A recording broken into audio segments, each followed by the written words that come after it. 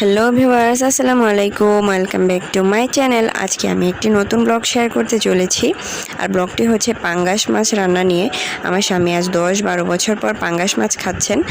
নদীর পাঙ্গাস পাওয়া গিয়েছিল একটা, আর সেটা আজকে রান্না করব আমি। আমার স্বামী সাধারণত পাঙ্গাস খায় না, তো আমি তার জন্য নদীর পাঙ্গাস কেটে নিয়েছি। এখানে কত সুন্দর কালার ছিল পাঙ্গাসটার। এখানে পেঁয়াজ কুচি, পেঁয়াজ রসুন বাটা, এখানে রয়েছে হলুদ মরিচ, ধনিয়া গুঁড়া এবং বেগুন, আর সাথে কাঁচামরিচ। এখন চুলাটা ধরিয়ে আমি মাছ রান্না শুরু করব। এখন আমি কড়াইয়ে তেল গরম করে নিচ্ছি। এরপর তেলটা গরম হয়ে যাওয়ার পর এখানে পেঁয়াজ কুচিগুলো দিয়ে দিলাম এবং পেঁয়াজ কুচিটাকে ভালোভাবে নেড়েচেড়ে ভাজতে হবে বাদামি কালার করার আগ পর্যন্ত। এরপর আমি এর মধ্যে পেঁয়াজ বাটা দিয়ে দিচ্ছি।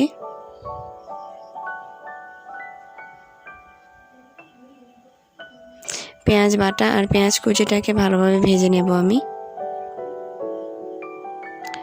আমার এটা ভাজা হয়ে গেছে। এখন এর মধ্যে আমি হলুদ গুঁড়া, মরিচের গুঁড়া এবং ধনিয়ার গুঁড়া অ্যাড করে নিচ্ছি।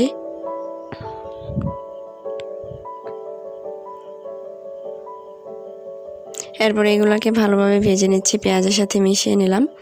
এখন আমি সামান্য পানি দিয়ে এটাকে কষিয়ে নিচ্ছি।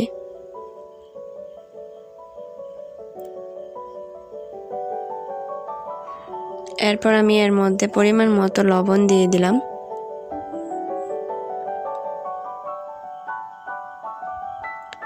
এখন আমি লবণটাকেও ভালোভাবে নাড়াচাড়া মিশিয়ে নিচ্ছি।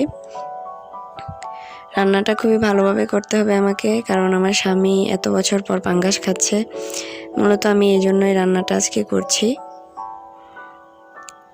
মশলাটা ভালোভাবে কষানো হয়ে গেলে এখন আমি পাঙ্গাসের পিসগুলো দিয়ে দিচ্ছি। মাছটা যেহেতু শুদ্ধ প্রাকৃতিক খাবার খেয়ে বড় হয়েছিল, তাই এটা বেশি বড় ছিল না। এখন আমি নেড়েচেড়ে ভালোভাবে মশলার সাথে মাছটাকে মিশিয়ে নিচ্ছি। এই মাছটাকে আমি ঢাকনা দিয়ে 5 মিনিটের মতো কষিয়ে নিব। 5 মিনিট হয়ে যাওয়ার পর ঢাকনা খুলে দেখলাম বেশ অনেকটা পানিও ছেড়েছে আর সুন্দর একটা গন্ধ বেরিয়েছে। এখন আমি এটাকে আরেকটু নেড়েচেড়ে কষিয়ে নিচ্ছি।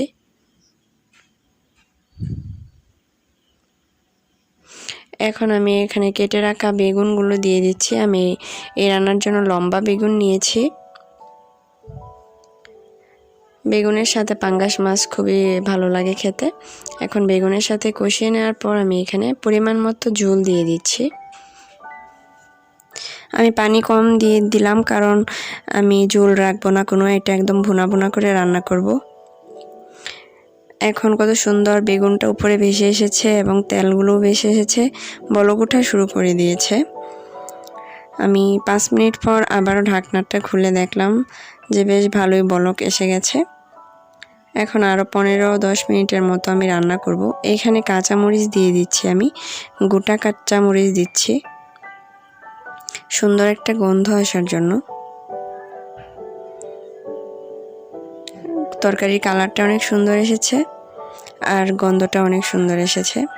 এখন এটাকে আরও কিছুক্ষণ ঢাকনা দিয়ে ঢেকে রাখবো।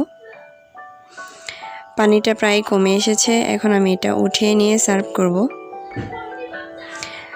ওয়াও, অনেক ভালো হয়েছে আমার রান্নাটা, এবং গন্ধটা যেরকম ভালো এসেছে কালারটাও অসাধারণ হয়েছে, আর এটা খেতেও খুব ভালো লেগেছিল। আপনারা বাসায় এভাবে ট্রাই করতে পারেন। আর আজকে আকর্ষণীয় মুহূর্ত তো এখন হতে যাচ্ছে। আমার স্বামী প্রায় 10-12 বছর পর পাঙ্গাস খাচ্ছে। সেই ছোট সময় খেত, বড় হয়ে আর কোনো পাঙ্গাস খায়নি। এখন আমি তাকে একটা পিস দিলাম, তাও আবার চামড়া ছাড়া। তার জন্য আমি চামড়া ছাড়িয়ে নিয়েছিলাম। এখন সে খাচ্ছে অনেক মনের আনন্দে, আর আমি ভিডিও করছিলাম। যদিও ভিডিও করতে না করছিল, কিন্তু আমি সবাইকে দেখাবো মূলত এই জন্যই ভিডিওটা করেছিলাম। তিনি খেয়ে বলছিল যে খুবই ভালো হয়েছে।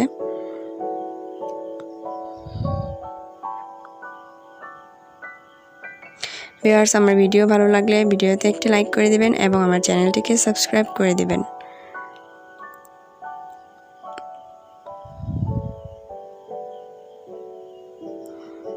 আজকের মতো আমি আমার ভিডিও এখানে শেষ করছি। সকলে ভালো থাকবেন, সুস্থ থাকবেন। আল্লাহ হাফেজ।